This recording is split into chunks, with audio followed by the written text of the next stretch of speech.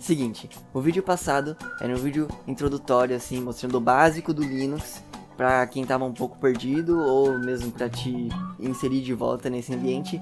Só que agora eu preciso detalhar algumas outras coisas para ficar fresco na sua cabeça antes de fazer a prova. Coisas que são muito importantes e que talvez te prendam na prova, tipo, de você não saber fazer e aí acaba se ferrando. Então, tem vários detalhes que eu me pegava nesses detalhes que eu não entendia, e aí eu dei uma olhada aqui e consegui pegar ele certinho.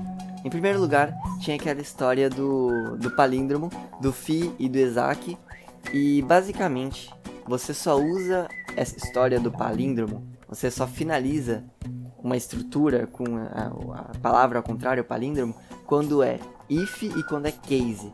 Só essas duas estruturas que tem esse tal palíndromo. Então, quando você faz um if, você termina com phi, e quando você faz um case, você termina com exact. São as únicas duas estruturas que utilizam palíndromo. Agora, em casos de estruturas de repetição, como o for e o while, você termina com done. Em qualquer estrutura de repetição, você vai terminar com done. E tem uma coisa até agora que eu não tinha entendido, que são os benditos parâmetros de comparação dos ifs. Isso aqui é específico de if. O if tem vários parâmetros e tem tipo subclasses de parâmetros, vamos dizer assim. Eu vou falar nessas subclasses para tentar facilitar o entendimento. Quando se trata de comparar strings, você tem 4 possibilidades: igual, diferente, nulo e não nulo. Beleza. A gente tem igual e diferente, assim como você escreve lá no Java. Igual e diferente é quando a gente vai tratar de strings. E também você pode ver se é nulo ou não nulo. Nesse caso é Z para nulo e N para não nulo. Agora, quando a gente trata de números, aí é outra história. A gente tem mais 6 parâmetros para decorar. Não é para decorar, é para entender. E de fato aqui tem um entendimento. Nesse dos números é relativamente fácil de você entender. Tem esses 6 parâmetros e a gente vai dividir ele em grupo de 2. No Java que você programa, você faz a comparação com menor, maior, menor igual, maior igual, diferente e igual. Essas são as suas comparações que você faz lá no if do seu Java. Aqui é a mesma coisa, só que você vai usar parâmetros. E esses parâmetros têm um certo sentido. Então a gente tem os dois primeiros grupos, que é LT e GT, que é menor e maior. E a gente tem LE e GE, que é menor igual e maior igual.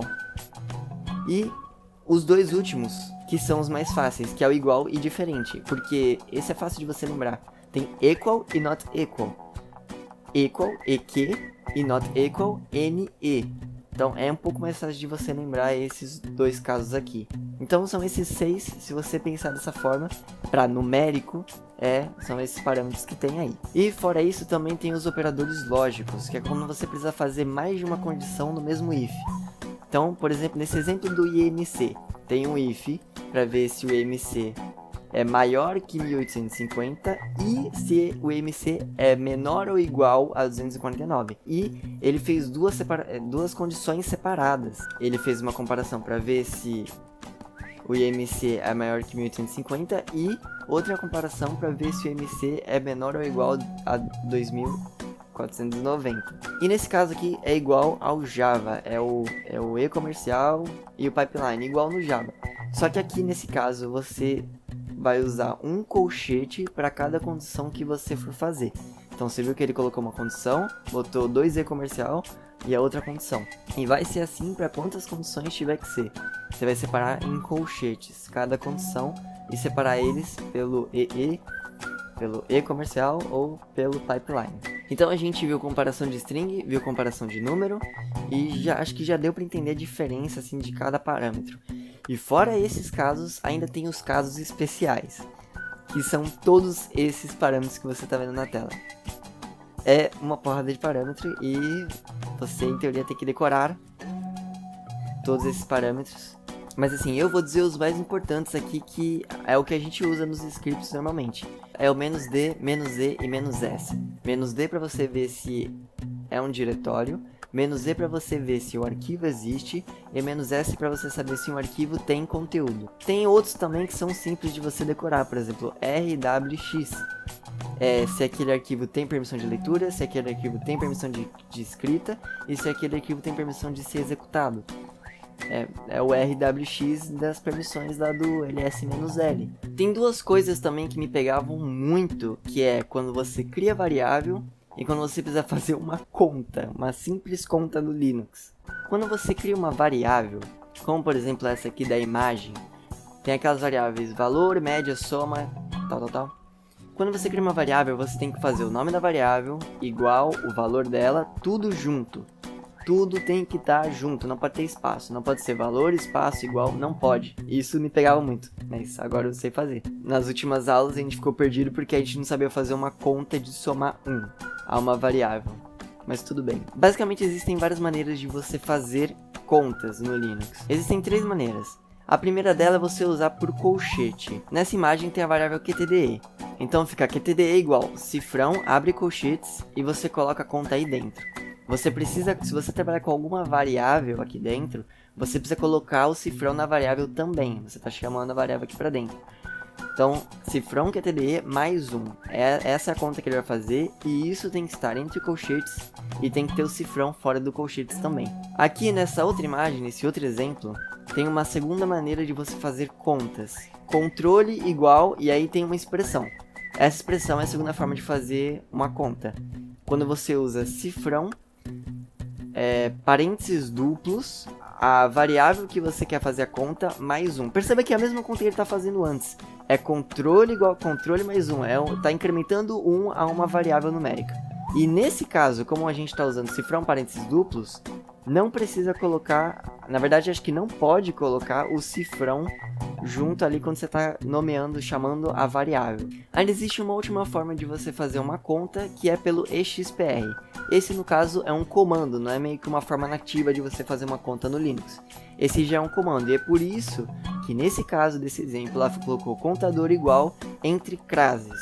Porque você vai pegar o resultado de um comando e vai colocar dentro dessa variável. Quando você quer colocar o resultado de um comando, você coloca entre crases. Então fica expr, valor do contador mais 1. E nesse caso a gente usa o cifrão normal, porque é um comando. É um comando como qualquer outro, e aí a gente usa o cifrão para chamar o valor daquela variável. Agora vamos falar um pouco sobre a última aula dela, que foi aquela história de passar parâmetros por um script e você receber uma espécie de tabela. Basicamente, todo o script que você faz tem essa tabelinha armazenada lá. Só para recapitular, o cifrão 0 vai trazer o nome daquele script. O cifrão 1, cifrão 2, até o cifrão 9 vai trazer os parâmetros que você deu para ele nessa ordem. Então, cifrão 1 vai trazer o primeiro parâmetro, 2 o segundo parâmetro, e assim por diante. O cifrão asterisco vai trazer todos aqueles parâmetros de uma vez, e o cifrão hashtag vai trazer a quantidade de parâmetros que você forneceu para aquele script. Tudo isso como mostra essa tabelinha aqui nesse exemplo que a professora deu. Então, toda vez que você for fazer passagem de parâmetro, lembra de fazer esse if do help e lembra de fazer as consistências também, se é um diretório, se existe arquivo, na continuação do seu sistema, se o seu sistema pedir isso. Lembra que no vídeo passado eu falei sobre 2 arquivos que ela passou na última aula e que ela falou que era importante ver, etc?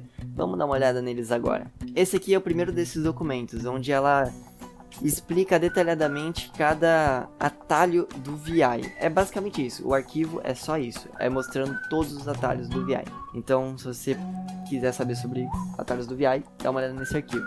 E aí o outro arquivo, aí esse sim, é o arquivo assim mais importante, que é alguns comandos que ela passou. E ela pode pedir qualquer um na prova, então você meio que tem que saber. Bom, é basicamente isso que eu tinha pra falar. Tem muita coisa, na verdade, que eu queria e precisava falar pra você entender sobre Linux. Só que eu acabei só dando uma olhada geral e falando aquilo que eu achei de mais importante e que você precisasse se lembrar, por exemplo, os parâmetros do if, aqueles parâmetros especiais, parâmetros de comparação de string, de comparação de número, esse tipo de coisa, entendeu? Eu não sei o que espero dessa prova, eu estudei o máximo que eu pude, e isso é tudo que eu pude transmitir pra vocês e eu espero que te ajude. A gente se vê amanhã na prova, é isso aí. E outra, COBOL vai ser pior ainda. Porque Linux a gente até fez os scripts, mas COBOL a gente nem... Ai, tchau.